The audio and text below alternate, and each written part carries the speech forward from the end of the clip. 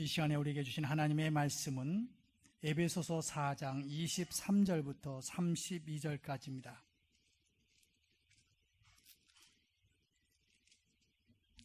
에베소서 4장 23절부터 32절까지 말씀을 우리 함께 합독하도록 하겠습니다. 23절부터 마지막 절까지입니다. 함께 합독합니다. 오직 너희의 심령이 새롭게 되어 하나님을 따라 의와 진리의 거룩함으로 지으심을 받은 새 사람을 입으라. 그런즉 거짓을 버리고 각각 더불어 참된 것을 말하라. 이는 우리가 서로 지체가 됨이라. 분을 내어도 죄를 짓지 말며 해가 지도록 분을 품지 말고 마귀에게 틈을 주지 말라. 도둑질하는 자는 다시 도둑질하지 말고 돌이켜 가난한 자에게 구제할 수 있도록 자기 손으로 수고하여 선을 하라. 무릇 더러운 말은 너희 입 밖에도 내지 말고 오직 덕을 세우는 데 소용되는 대로 선한 말을 하여 듣는 자에게 하나님의 성령을 근심하게 하지 말며 그 안에서 너희가 구원의 날까지 인치심을 받았느니라. 너희는 모든 악독과 노함과 분냄과 뜨는 것과 비방하는 모든 악의와 함께 버리고 서로 친절하게 하며 불쌍히 여기며 서로 용서하기를 하나님이 그리스도 안에서 너희를 용서하신 것 같이 하라. 아멘. 할렐루야. 할렐루야. 감사합니다. 어제 지난주 한마디 한 거에 이렇게 잘 반응 보여주셔서 너무 감사합니다. 자, 오늘 본문은 이제 새롭게 된 사람. 에베소에서는 크게 6장밖에 안 되지만 두 가지로 구분이 됩니다. 전반절 1장부터 3절까지는 교리적인 부분이고 4장서부터 6장까지는 이른바 실천편입니다. 1장에서부터 3장까지는 우리가 과연 누구인가, 나는 과연 누구인가에 대해서 예수 안에 있으면 새로운 피조물이다라고 하는 결론을 말씀하고 있죠. 자, 그렇다면 새로운 피조물이 된 우리는 어떻게 살아가야 될 것인가 하는 것이 4장에서부터 6장까지 이야기하고 있습니다. 1장, 우리 이제 전반절에서 이렇게 말하고 있죠. 옛사람의 특징은 거짓을 일삼고 분을 내면서 죄를 짓고 도둑질하는 것이 옛사람인데 새로운 피조물이 된 우리는, 그래서 오늘 25절에서 그런즉, 다시 말하면 우리는 예수 안에서 새 사람이 되었는데 그런즉 새 사람이 된 우리가 어떻게 구체적으로 살아가야 될 것이냐 하는 겁니다. 군대에서 이런 말이 있습니다. 5% 지시했으면 95%의 확인이 되어야 된다고. 우리가 하나님의 말씀을 많이 알고 많이 이야기하는 것은 매우 좋습니다마는, 그러나 그보다 더 중요한 것이 하나님의 말씀을 안 우리들이, 새로운 피조물이 된 우리들이 어떻게 구체적으로 살아가야 될 것인가 하는 것은 이론 못지않게 중요한 것이지요. 아무리 꽃이 피었다 할지라도 그 꽃이 열매까지 가지 않으면 참 안타깝듯이 우리가 매일 하나님 앞에 나와서 말씀을 듣고 성경 공부를 통해서 성경을 안다 할지만은 그 안 것이, 들은 것이, 배운 것이 구체적으로 삶으로 연결되지 아니하면 행함이 없는 믿음은 죽은 믿음이라고 한 야고보의 이야기와 같이 우리는 죽은 신앙인이 될 수도 있습니다. 히브리서 6장 7절부터 8절까지는 이렇게 말씀하고 있습니다. 땅이 그 위에 자주 내린 비를 흡수하여 밭 가는 자들이 쓰기에 합당한 채소를 내면 하나님께 복을 받고, 만일 가시와 엉겅퀴를 내면 버림을 당하고 저주함에 가까워 그 마지막은 불사름이 되리라. 같은 땅에서 같은 비를 맞으면서도 어떤 것은 주인한테 복된 삶이 되고 어떤 것은 버림을 당하는 것이지요. 채소는 우리 인간들에게 먹거리가 되어서 귀하게 인정받지만은 그 땅에서 급이를 맞으면서 자란 엉겅퀴는 나중에 저주를 받아서 결국 불사름 버림을 당할 수밖에 없습니다. 말하자면 같은 하나님의 말씀을 우리가 듣습니다. 설교를 듣고 읽고 배웁니다. 그리고 같은 신앙생활을 하는 것 같지만은 똑같은 채소가 아니라는 겁니다. 어떤 사람은 채소의 삶을 살 수 있는가 하면 어떤 사람은 엉겅퀴와 같은 인생을 살아가는 사람이 있습니다. 그래서 복잡한 일을 만들어내고 사람들의 가슴을 찔러서 분노를 사고 종래는 파멸당하고 종래는 버림당하는 인생들 말입니다. 교회를 다닌다고 해서 결코 다 같은 교인은 아닙니다. 채소 같은 교인도 있고 엉겅퀴 같은 교인이 있습니다. 처음에는 잘 그것을 구분하기가 쉽지가 않아요. 저는 지난 주일날 우리가 기도문 암송대회를 하면서 우리 청년 하나, 좀 막된 말로, 물건 하나 있네, 그런 생각을 한번 해봤어요. 그 얌전하던 아이가 마이크를 딱 쥐어지고 있으니까 어떤 MC보다도 더 아주 모든 것을 재치있게 운영해 나가는 것을 보면서 겉으로 보는 거와 마이크 잡았을 때의 차이가 있는구나. 겉으로 볼 때는 우리가 다 같은 신앙인인 것 같습니다. 잘 나타나지를 않습니다. 그런데 열매를 보면은 어떤 사람은 같은 비를 맞으면서 채소로서 무럭무럭 자라서 인간에게 도움을 주는가 하면은 같은 비를 맞으면서 엉겅퀴가 되어서 이 사람 저 사람 꾹꾹 찔리는 인생을 살아가는 사람이 있다는 겁니다. 그래서 오늘 하나님의 말씀은 이렇게 말하고 있는 것이죠. 오직 너희의 심령이 새롭게 되어 하나님을 따라 의와 진리의 거룩함으로 지으심을 받은 새 사람을 입으라. 새 사람을 입으라. 예수 그리스도 안에서 너희는 이제 새로운 피조물인즉 그러면 구체적으로 어떻게 살아가야 될 것이냐 하는 겁니다. 오늘 본문 29절을 함께 합독합시다. 29절입니다. 29절 같이 읽습니다. 시작. 무릇 더러운 말은 밖에도 내지 말고 오직 덕을 세우는 데 소용되는 대로 선한 말을 하여 듣는 자들에게 은혜를 끼치게 하라. 아멘. 먼저 새 사람이 된 사람이 구체적으로 나타나야 될 열매가 무언가? 덕스러운 언어 생활이라는 겁니다. 모든 생물이 자신의 존재나 의사나 감정을 표현하는 독특한 방법을 가지고 있습니다. 어떤 것은 소리를 지르서 자기의 의사를 나타내기도 하고 징징거리기도 하고 몸짓을 하고 꼬리를 흔들기도 하지요. 사람은 무엇을 통해서 자기를 나타냅니까? 언어입니다. 언어의 표현을 통해서 자기를 나타냅니다. 그러나 사람은 그 말하는 그 언어가 어떠냐에 따라서 많은 영향을 끼쳐요. 그래서 오늘 본문에서는 29절에서 이렇게 말합니다. 하나는 더러운 말을 입 밖에도 내지 말라는 겁니다. 더럽다는 것은 부패하다, 쓸모없다, 유익하지 않다는 것이죠. 성경에 찾아보면 이렇게 말합니다. 마태복음 15장 21절에서 입으로 들어가는 것이 사람을 더럽게 하는 것이 아니라 입에서 나오는 것이 사람을 더럽게 하는 것이니라. 새롭게 된 사람은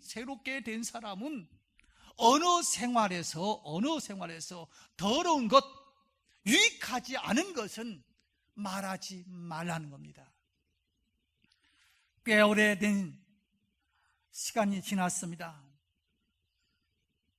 제가 어떤 교회 부목사로 있을 때 어떤 분이 신방을 요청했어요. 그래서 그 신방에 갔더니 집사님이 그냥 누렇게 떠가지고 목사님 어떻게 하면 좋습니까? 하면서 겁이 많이 질려있더라고. 겁이에요. 왜 그렇습니까? 하니까 이런 이야기예요. 자기 시어머님이 예수를 믿지 않는다는 거예요. 그래서 이제 연말이 되어서 우리 아들 어떻게 되는가 하고서 점집에 가서 점을 봤는데, 이제 내년에 아주 굉장히 엄청난 어떤 문제가 생길 거라는 겁니다. 잘못하면 당신 아들이 죽을 수도 있다는 거예요. 그런데 그것에서 보호받을 수 있는 길이 무언가? 이 부적을 갖다가 아들이 자는 벽에다가 넣어놓고 자면은 이 애군이 없어져 가지고 괜찮은 건데, 갖다가 그렇게 하라는 겁니다. 이 시어머니가 며느리가 신앙생활 잘하는 사람이라는 걸 아는데 어떻게 할 건가? 시어머니도 고민 며칠 동안 고민하다가 며느리 집에 찾아와서, 얘야, 내가 본의 아니게 거기 가서 이런 이야기를 들었는데 어떻게 하면 좋냐? 내 아들 잘못하면 죽을 수도 있다는데, 죽는 것보다는 이 부적, 내가 조금 양해를 해가지고 이 부적을 네가 내 남편 자는 벽에다가 넣어놓으면 되지 않겠느냐? 나는 내 아들을 잃고 싶지 않단다. 내가 신앙생활 하는 걸 알지만은 그래도 나는 아들하고 내 신앙생활하고 바꿀 수가 없다고. 그러고 놓고 갔어요. 이 부적을 벽에다가 넣어야 될 건지 안 넣어야 될 것인지. 수없이 말씀을 들었던, 우상 숭배를 해서는 안 된다고 하는 그런 것들을 알고 있는 이 집사로서는 이론상으로는 당연히 하지 말아야 되는 건데, 내 남편 죽음과 이론과 신앙과 내 남편의 죽음과 바꿀 수가 없는 거예요. 그래서 만약 내 남편이 죽으면은 이 원망을 시어머니한테 어떻게 두르면서 인생을 살아가야 될 것인지, 자식들 앞에서 엄마가 그렇게 고집부리다가 내 아빠가 돌아가셨다고 하는 것을 어떻게, 또 시댁으로부터 어떤 원망을 받아야 될 것인지 도저히 혼자서 감당할 수가 없는 거예요. 답이 안 나오는 거예요. 한쪽에서는 그러지 마라, 사드락과 메삭과 아벳느고 보지 않았느냐? 다니엘 보지 않았느냐? 그러한 것들이 흘러나오기도 하지만, 그러나 내 남편 죽음 앞에서 어떻게 할 거냐니까요. 목사님, 어떻게 하면 좋습니까? 어떻게 하면 좋습니까? 그 이야기를 들으면서 제가 왜 그런 이야기 했는지도 모르지만 절대로 그럴 일이 없습니다. 절대로 그럴 일이 없습니다. 염려하지 마십시오. 하나님이 지켜줄 거라고. 제가 그 교회에서 한 7년 있다 왔는데 7년 동안 아무 일이 없더라고요. 여러분, 듣지 않았으면 가지 않았으면 될 일을 이 시어머니가 해로운 이야기, 이익도 되지 않는 이야기 들어가지고 이 시어머니도 몇 날을 고민하다가 차부한테 이야기하고, 그것을 들은 차부도 이러한 고통을 당하는 거였지요. 하나님의 말씀은 이렇게 말합니다. 자, 새로운 인생을 살아가는 새 사람을 입은 너희들,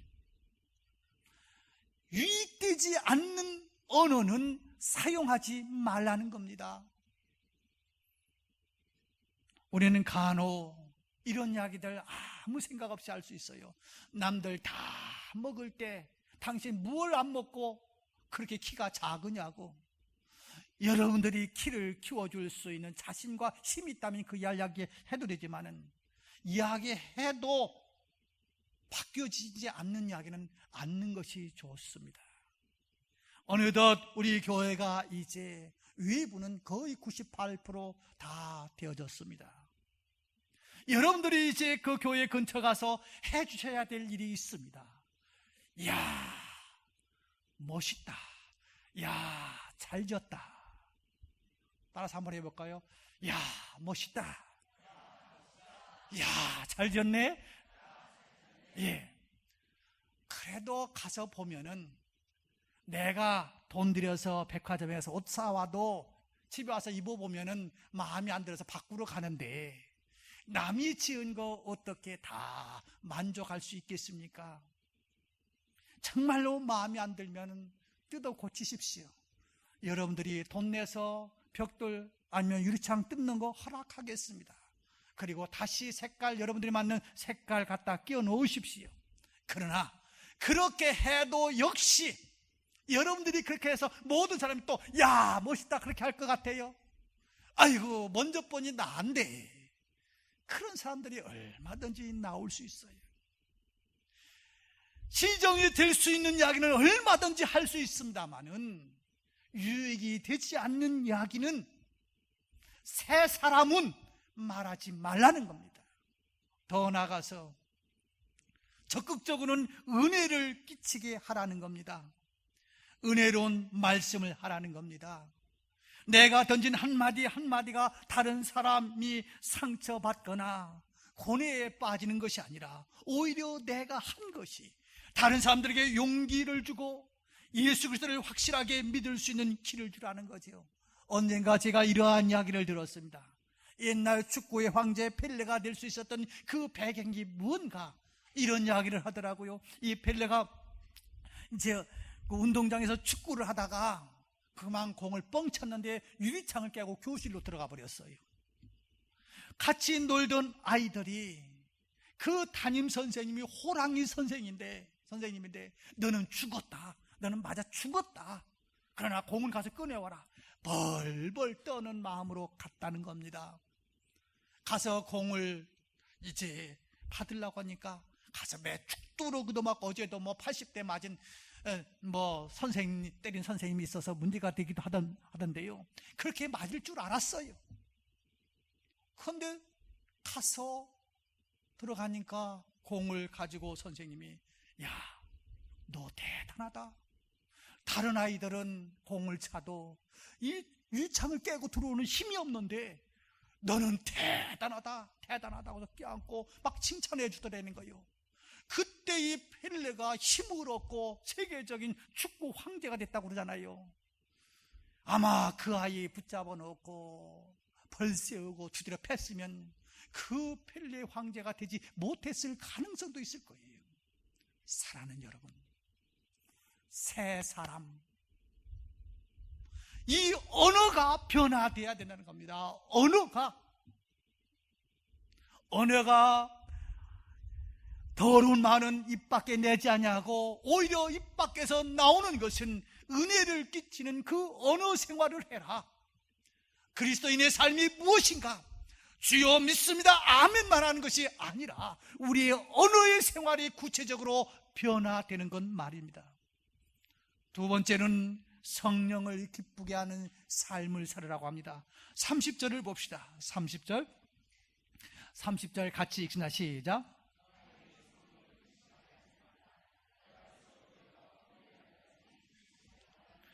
예, 하나님의 성령을 근심하게 하지 말라. 그 안에서 너희의 구원의 날까지 인시심을 받았느니라. 성령을 근심하게 하지 말라는 말씀은 성령을 기쁘시게 하라는 말씀입니다. 성령은 근심도 하시고 기뻐하시기도 하고 염려하시기도 하고 성내시기도 하고 만족하시는 인격적인 존재입니다. 그래서 성령을 근심하게 하지 않는 5가지 조항을 쿠퍼라는 사람은 이렇게 제시하고 있습니다. 하나님의 말씀과 양심의 소리가 금하는 것을 하지 말라. 유혹에 넘어가지 말라. 육체의 욕망에 탐닉하지 말라. 시기와 기만을 행하지 말라. 악하고 못된 심기를 품고 있지 말라는 겁니다. 여러분, 부모가 싫어하는 일만 골라서 행하고 부모가 가르침을 거역하는 자식이 있다고 한다면 그 자식을 향해서 부모는 저 자식 저거 근심덩어리라고 이야기할 겁니다. 마찬가지입니다. 하나님께서 우리를 향해서, 성령님께서 우리를 향해서 저 신앙인 근심덩어리라고 하는 이야기를 듣지 않아야 되지 않겠습니까? 이사야서 63장 10절에서 그들이 반역하여 주의 성령을 근심하게 하므로 그가 돌이켜 그들의 대적이 되사 친히 그들을 치셨더라 라고 이야기하고 있습니다. 하나님께서 성령을 근심하게 하는 자의 대적이 되셔서 하나님께서 치시겠다는 겁니다. 복 주시기를 원하신 하나님, 많은 민족의 머리는 될전혀 꼬리가 되지 않냐고 구워줄지언정 구임받지 않기를 원하시는 하나님이시지만은 성령님을 거역하시면, 성령님의 근심덩어리가 되면은 하나님께서 치시겠다는 거예요. 성령이 언제 근심합니까? 성령님께서 사랑하신 자가 세상 일에만 관심을 기울일 때 근심합니다. 성령께서 마음을 감동해서 그 무엇인가를 하게 하시는데 그것을 거부할 때 근심합니다. 저는 시간만 있으면 다른 목사님들의 설교를 듣습니다. 그런데 어제 어떤 목사님의 설교를 듣는 순간 이런 말씀을 하시더라고요.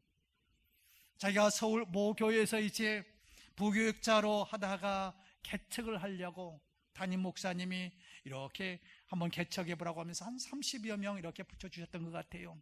한 30여 명과 이제 개척을 하려고 저 분당에서 여기저기 찾아보니까 이미 분당에 저 조성된 도시이기 때문에 교회할 만한 장소가 없더라는 거예요. 또 무슨 부목사님들이 뭐 이쪽 저쪽 부동산에 대해서 많이 알겠어요. 하여튼 간에 조금 속된 말로 다리가 불이 들 정도이죠. 여기 찾아봐도 적당하게 것이 없는데 마침 그때 서울의 모교에서 전화가 왔다라는 겁니다. 목사님, 우리 교회는 3천여 명 모이는 교회고 담임 목사님이 이제 은퇴하고 있고 우리 주변에는 아파트가 막 들어서는데 목사님 같은 분이 좋으신 목사님이 오시면은 우리 교회는 무한대로 성장할 수 있는 교회입니다. 우리 교회에 오시지 않겠습니까? 라는 그러한 말씀이라는 거예요. 그 목사님이 이렇게 생각하기에 가서 숟가락 하나만 놓으면은 하고 싶은 거 뭐 재정적으로나 인적적으로나 모든 거 다 할 수 있는데 지금 이 개척교회 하면은 미래가 어떻게 될지 아무도 모르는데 어떻게 해야 될 건가? 나름대로 갈등이 생기더라는 거지요. 그래서 사모님한테 그 이야기를 했더니 사모님이 이렇게 말씀을 하시더래요. 목사님, 지금 하나님께서 목사님을 지금 시험하고 있습니다. 성령님께서 원하시는 길을 갈 것인지 그저 숟가락 하나만 놓으면 편안한 길로 가려고 하는 건지 선택하는 것 같습니다. 시험하는 것 같습니다. 그 이야기를 듣는 순간 아, 그래, 내가 저쪽 교회 가면 수저 하나만 놓아도 밥상에 풍성하게 차려지는 그러한 교회인데 내가 거기 가지 말고 성령님께서 내 마음속에 주셨던 또 우리 담임 목사님을 통해서 말씀하셨던 그 말씀을 가지고 나는 개척해야지 하면서 목회를 했더니 지금 저 분당에서 우리나라에서 가장 잘 성장하는 한 교회를 지금 목회하고 계신 거예요. 여러분, 성경은 수없이 우리에게 이야기하고 있습니다. 저녁이 되고 아침이 되면 하나님 보시기에 좋았더라. 첫째 날이더라. 저녁이 되고 아침이 되니 둘째 날이더라. 하나님 보시기에 좋았더라. 성경은 아침부터 이야기하지 않습니다. 행복부터 이야기하지 않습니다. 십자가를 이야기합니다. 죽음을 이야기합니다. 그리고 부활을 이야기합니다. 우리 성령님을 기쁘게 하시는 일은 무엇입니까? 숟가락 하나만 놓으면 내 인생 편한 길을 잡고 있는 여러분들, 어떻게 해서라도 땀을 흘리지 아니하고 어떻게 해서라도 괴로운 일 당하지 아니하고 그저 좋은 평탄한 길로만 가려고 하는 여러분들, 새로운 역사의 창조는 그러한 사람들을 통해서 이루어지는 것이 아닙니다. 세미한 음성, 성령께서 내게 말씀하실 때 그것이 고난의 길이고 그것이 십자가의 길이라 할지라도 그 길을 선택하는 사람, 사드락과 메삭과 아벤누고가 그저 모른 척하고 꾹뻑하고 한번 처리했으면 되겠지만은 그러나 하나님의 말씀대로 살아갈 때 오히려 불 속에서 타지 않은 그들을 왕이 보고서는 더 존귀한 사람이 될 수 있었듯이 오늘 우리에게 성령님은 말씀합니다. 십자가가 먼저라고. 네가 부활의 영광을 생각하느냐? 그렇다면 십자가의 고난을 생각하라고. 마지막으로는 서로 관용하라고 이야기합니다. 관용이라는 말이 인자와 불쌍여김과 용서를 합치면 관용이라고 하더라고요. 여러분, 기독교인이라고 천사는 아니잖아요. 어떤데 목사도 마찬가지예요. 그저 깜짝 놀래게 차가 끼어들면 뭐라고 그럴까요? 교인들이 탔을 때는 걸음가 쳐가죠. 아이고 끼어들었네 그러지만은 혼자 탔을 때는 상상해 보세요. 여러분의 모습이나 제 모습이나 비슷할 거예요. 목사라고 천사 아니고 성도라고 천사가 아닙니다. 다시 말하면 기독교인이라고 천사가 아닙니다. 기독교인들도 분할 때가 있고 노할 때도 있고 감정 처리가 안 될 때가 있습니다. 그래도 노력해야 합니다. 우리의 신앙생활은 힘쓰는 겁니다. 마음이 있는 곳에 길이 있다고 합니다. 노력하면 조금씩 바뀔 수 있습니다. 나는 안 된다고 하지 맙시다. 오늘 새 사람, 나는 누구인가? 그리스도 안에서 새로운 피조물이 됐는데 이 피조물은 어떻게 살아가야 될 건가? 관용을 베풀면서 살아가라는 겁니다. 나는 안 되지만은 지금 안 된다고 하는 것이 아니라 조금만 참으면은, 조금만 노력하면은 될 수 있는 거예요. 오늘도 저는 아침에 이렇게 나오면서 걱정을 하면서 우유 한 잔을 먹었습니다. 아침을 먹고 나와야 될 건가, 먹지 말아야 될 건가, 이렇게 하다가 먹기는 그렇고 안 먹기는 그렇고, 그래서 이렇게 냉장고에 우유가 있더라고요. 우유 한 잔을 먹었지요. 뭐 할까봐 겁시나요? 설교 시간에 배탈 나면 이거 큰일 나는데, 이 배고픔을 참아야 되는지 먹어야 되는 건지, 그것 때문에 잠깐 좀 갈등을 느꼈어요. 그런데 지금까지 까딱이 없어요. 왜요? 조금씩 먹다 보니까, 옛날에는 우유를 먹으면 그냥 바로 직행, 화장실로 직행을 해야 되는데 이 속에 있는 구조도 조금씩 먹으니까 괜찮더라고요. 관용을 베푸는 거 내 성격 탓이라고 다 이야기하지 마세요. 안 된다고 이야기하지 마세요. 조금씩 참으시면은 관용을 베풀 수가 있습니다. 말씀을 맺겠습니다. 우리는 하나님께서 귀한 성전 주셔서 이제 2달 안에 우리는 이전하게 될 것입니다. 거기에 많은 사람들이 분명히 보내주실 줄로 믿습니다. 우리의 관용이 없이는 그들을 받아들일 수 없습니다. 언젠가 어떤 분이 우리 교회에 왔다가 떠나는 사람이 이렇게 말하더라고요. 목사님, 왜 장학성전에 있는 사람들은 이렇게 이야기하는지 모르겠다고. 자기가 그 송도에서 6천만 원짜리 집이 없어서 전세를 사는데 송도에 있는 사람들은, 청하게 있는 사람들이 마치 송충이 보듯이 이상한 사람으로 자꾸 몰아간다는 거예요. 나도 너무 어렵게 살고 여기서 집이 사서 송도까지 왔는데 뭐 송도 사람들은 다른 사람으로 자꾸 왕따시키는 것 같아서 너무 힘듭니다라고 이야기하더라고요. 우리는 안 했지만은, 그렇게 하지는 않았습니다만 받아들인 사람은 다르게 받아들일 수 있어요. 그걸 구태여 변명할 필요는 없어요.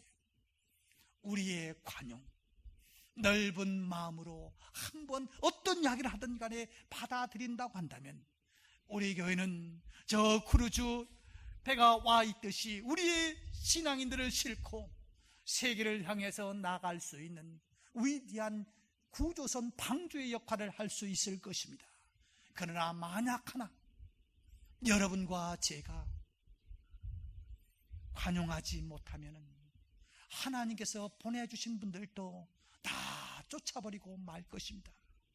쫓아버리고 만 것으로 끝나는 것이 아니라 하나님 앞에 가서 여러분과 제가, 내가 그렇게 그 일을 하기 위해서 좋은 목사, 부목사를 보내줬더니 너보다 설교 잘한다고 쫓아보냈냐? 이무자식아, 너보다 교인들이 더 부목사를 좋아한다고 네가 미워해가고 보냈냐?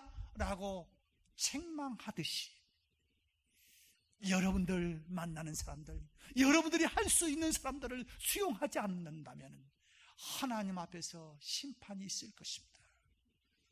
항상 우리에게는 동전 투닉과 같이 선한 사람으로 채소와 같이 쓰임받을 수도 있고, 같은 비를 맞으면서도 엉겅퀴로 자랄 수 있습니다. 이왕이면은 우리 새롭게 된 우리들 다 하나님의 밭에서 비를 맞으면서 그 비를 통하여 채소와 같이 자랄 수 있는 우리 모두가 되기를 주의 이름으로 부탁을 드립니다. 기도하겠습니다. 하나님 아버지, 감사합니다. 우리가 누구인가? 우리는 예수 안에 새로운 피조물인데, 그렇다면 새로운 피조물은 어떻게 살아가야 될 것인가 하는 것을 오늘 본문의 말씀을 통해서 깨달았나이다.